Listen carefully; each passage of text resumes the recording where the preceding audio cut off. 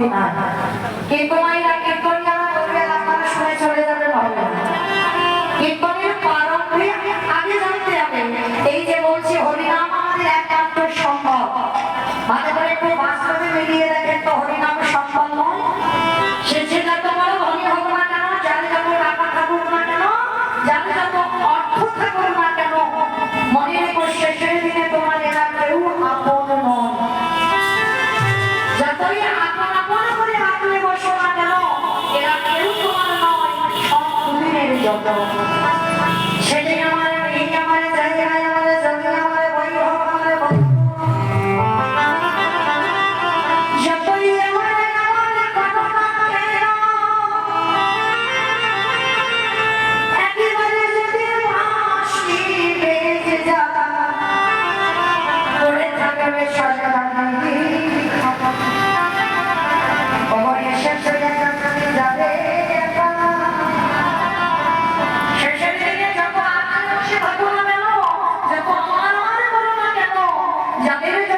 কৃষ্ণ ভজন ভুলে যাচ্ছ, যাদের জন্য একেবারে কৃষ্ণ বলে নাচতে পারছো না, কেউ তোমার সাথ দেবে না। শেষের দিনে জানি না আপনাদের এই কয়লাবাড়িতে নিয়ম আছে কিনা, তবে আমার গায়ে কাটার এলাকায় নিয়ম আছে।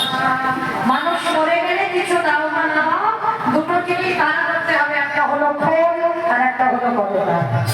এই পিছনে বাজাবে না বলো বলো কি মাইরা বলে তো আপনাদের এই এলাকায়।